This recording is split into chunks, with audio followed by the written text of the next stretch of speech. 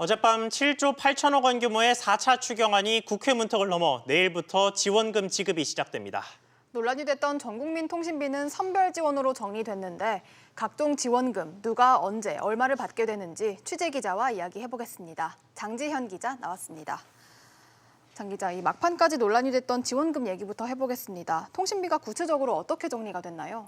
네, 선별 지원하기로 했습니다. 당초 청와대와 더불어민주당은 만 13세 이상 전 국민에게 2만 원씩 통신비를 지급하겠다고 했지만 결국 야당의 반대가 계속되자 대상을 축소하기로 했습니다. 16에서 34세와 65세 이상으로 지급 대상을 제한하기로 했고요. 이에 따라 관련 예산도 9,200억 원에서 5,200억 원이나 삭감이 됐습니다. 대신 아동 특별 돌봄비는 대상이 더 확대됐는데요. 원래 미취학 아동과 초등학생까지만 주기로 했던 걸 중학생까지 확대하기로 했습니다. 야당이 중고등학생으로 범위를 넓혀야 한다고 주장했는데 결국 중학생까지 범위를 넓히는 데 합의한 겁니다. 초등학생 이하는 1인당 20만 원, 중학생은 15만 원씩 지원받게 됩니다. 네, 그리고 소상공인과 자영업자 지원도 좀 바뀌는 부분이 있죠. 네, 먼저 당초 개인 택시만 지원금을 주기로 했었지만 법인 택시 기사 9만 명에게도 1인당 100만 원을 지급하기로 했습니다. 또 PC방이나 노래 연습장 등 집합금지 명령으로 영업이 중단된 곳들도 이번 추경을 통해서 지원하기로 했죠.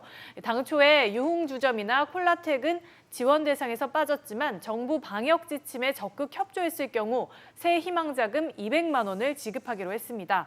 또 국민의힘이 주장해온 전국민 무료 독감 백신 접종은 대상자를 기존보다 105만 명 더 늘리는 선에서 합의됐습니다.